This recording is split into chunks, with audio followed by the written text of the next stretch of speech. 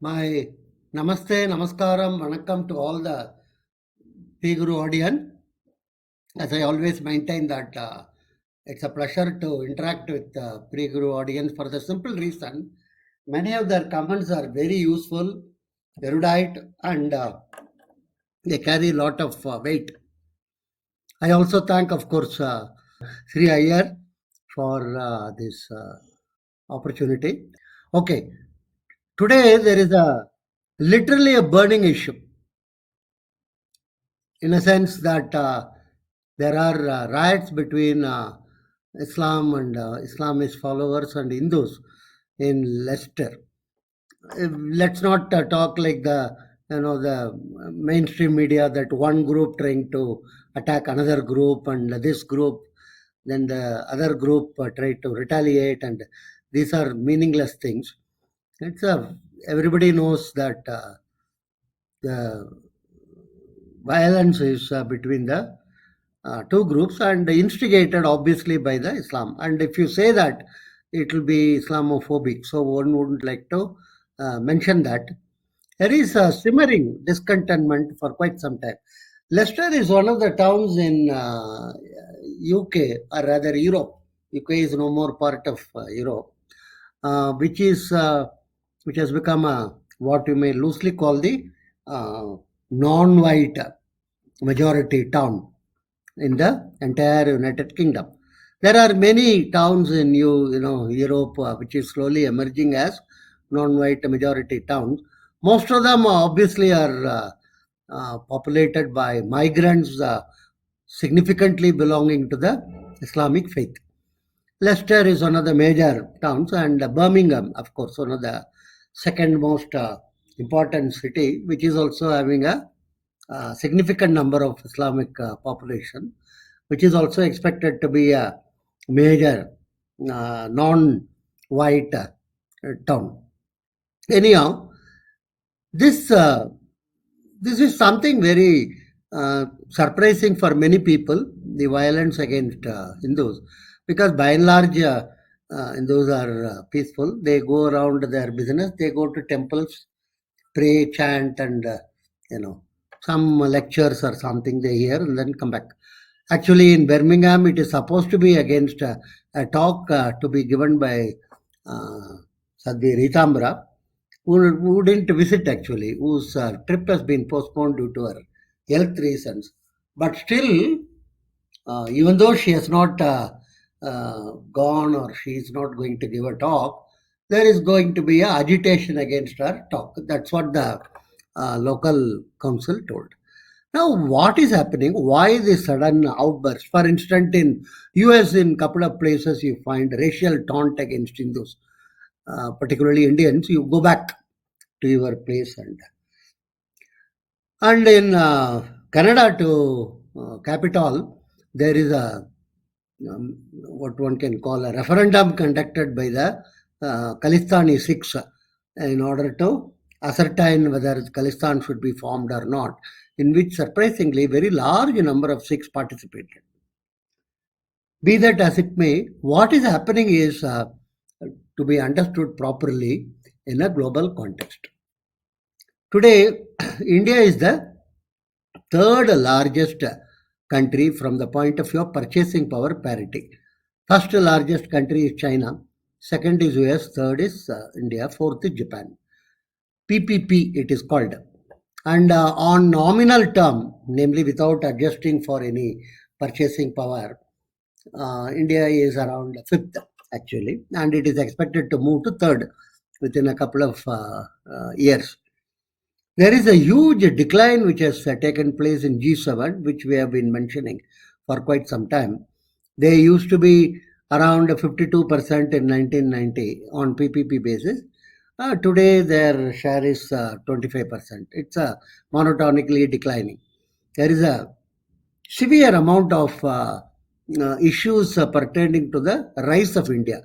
The rise of China is recognized and understood, and they know not what to do about it, and they are just and they would like actually India to be a cannon fodder for the fight against China, which India is not enthusiastic in accepting.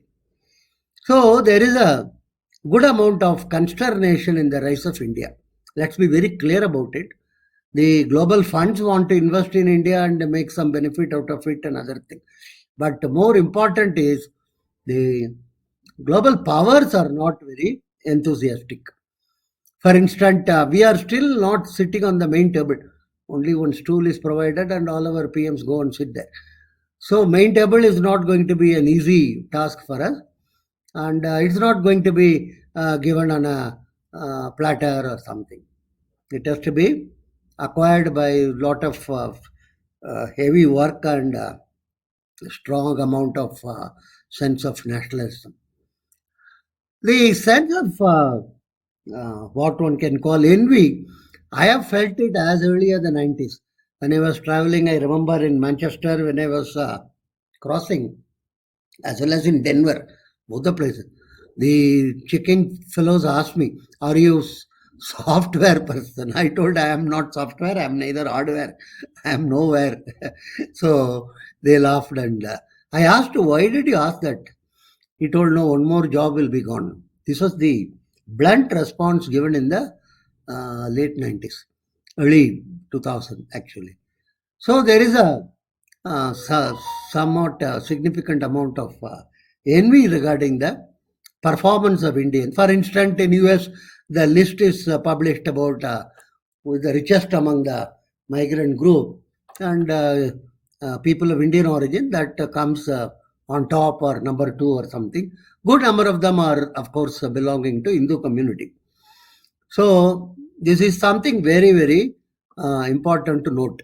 And you find in present population, both in UK and US, it's a proportion of Hindus are relatively insignificant.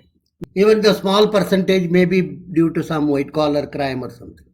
You find hardly any amount of Hindu beggars on the roads in many of these cities.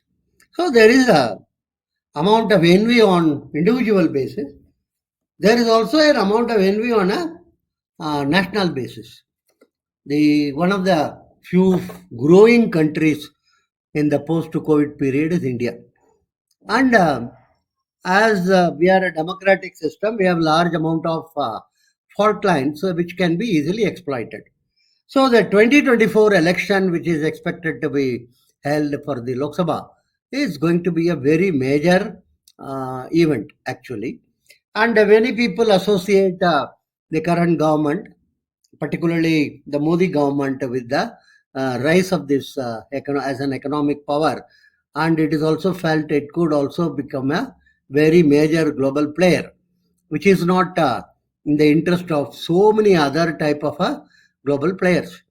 Let's be very clear about it. So they would like, like a standard question is, are you on this side, namely the so-called Western side, or are you on the Chinese, Russian side or something? Because for them, the world is, black and white. Either you are with us or you are not with us. That is the US policy, and US is very well known for its regime change attitude and other thing. So what is happening is, internal to the Britain, there has been a significant amount of economic crisis. Unemployment is increasing, inflation is on the high, and so many other type of socio-economic conditions are getting deteriorated. And the news, something like more than 30% of the real estate in London is being purchased by Indian, is not going to be taken in a very light-hearted way. So there is a good amount of what one can call consternation, and why this group is doing extremely well. And there is a sense of family, and there is a sense of feeling of being a united group when you are abroad, not within the country. And all this give rise to certain amount of envy and anger among the public people who are not performing well. Let's be very clear about it. And India, as a economic powerhouse, could alter the entire global situation, and that will not be to the interest of either the Islamic bloc or to the Western bloc. This is something which they recognize, and so they would like to see what type of things can be done. So this riots in UK, I would not be surprised if it is repeated even in what one can call Europe. And a reflection of that is within the country, within India also. There is a good amount of consternation and what one can call instigation by the what I call F20 family of 20 uh, political parties. They are all in anger because their grip is slipping and they don't have any more issues to fight for or anything. So this global forces would have linkages with the local forces in order to what one can call accentuate the fault lines. And in UK, there is a good amount of labor groups who feel that Islamists are a major, what one can call, oppressed and suppressed group, and automatically they are not very enthusiastic about Hindu population. And many of the Hindus are also associated in funding and being part of the conservative. And upper echelon of conservative are comfortable with the Hindus, but not the white working class, which is not very enthusiastic about Hindus. And many of them may not even know the difference between Hindus and Muslims. I'm being very frank about it. And many of them, when the crunch comes, would rather be with the Islam rather than with Hindus for the simple reason it is a single book, single leader type of a what one can call situation.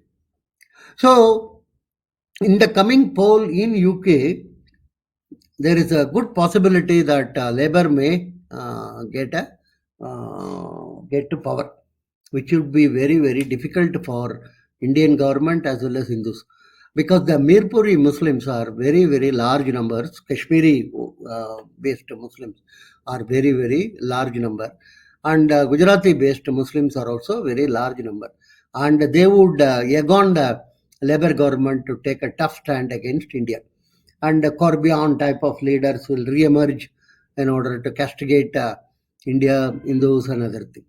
So situation is not going to be very easy for Hindus in UK. It's going to be a tough call unless and until some miracle take place and conservatives again come back to power. Even then, the cops are, as of now, very very soft in terms of dealing with the thing. They do not want to have a odium of being called Islamophobia and other things. So they, to that extent, they want to play safe and other thing. So there is a big churning taking place globally. India is emerging as a major power, and good or bad, BJP, and more important is this Narendra Modi is identified as a one of the mascot. So to that extent, there would be significant amount of throwing mud on him in order to. So there would be a understanding.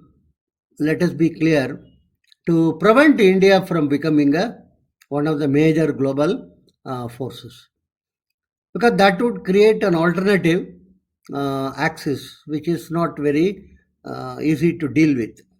And Indians are also, by and large, particularly Hindus, are very, very simple. In the sense, if Obama says Happy Diwali, we are very happy about it. We want to be recognized by the white. As long as the white recognizes us, there is nothing more greatness can be thrust on us. For instance, recently Macron told that PM Modi's assertion that this is not the time for war is a very good talk. Everybody is very enthusiastic.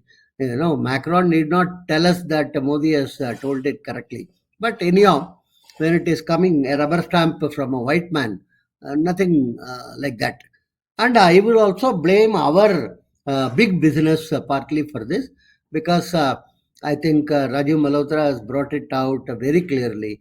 Our big business have always funded and supported in US, UK, and other places, universities, think tanks, and various which are essentially anti-Hindu. And have you ever seen a group of Chinese students or a group of Iranian students on the road in London or New York condemning their government? You would never find a very large number of Chinese students attacking their own government. But in the case of India, you will find a large number of Indian scholars, students, and other things. For the simple reason, India studying scholars are all English people, while the Chinese scholars are all Chinese origin people. That's a very major difference.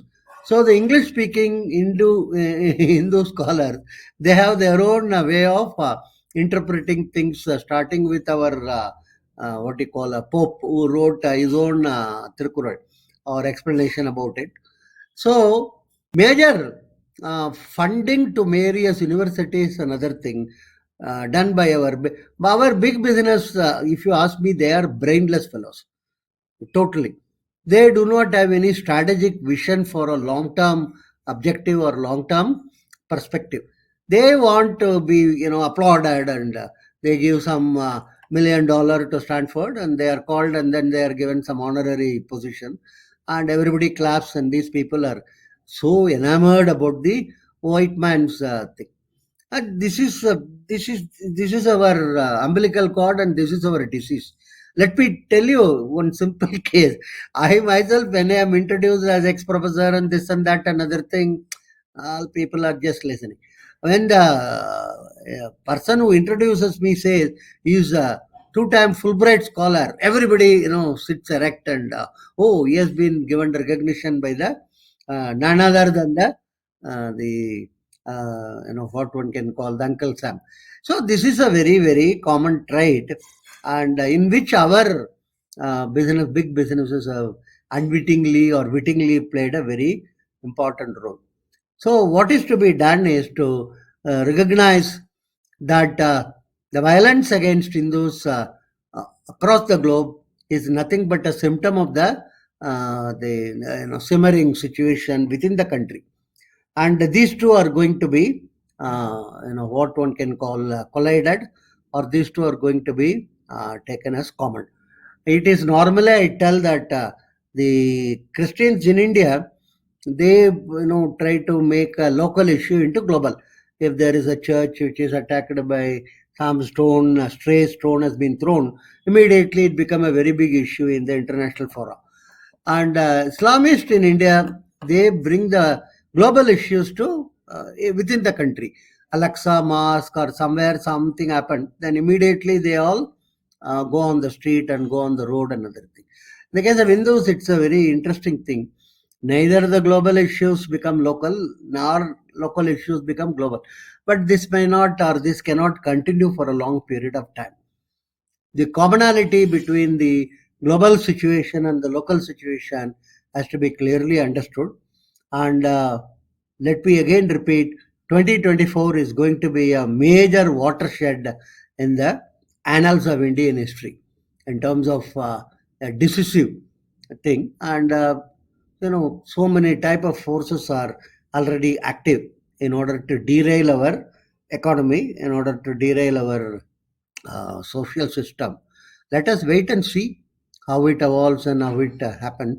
And in the meantime, it is required for every Hindu within the country to look at the global issue, what is happening, and then try to mobilize support, as well as try to have some amount of information interest, as well as commonality interest with what is happening abroad.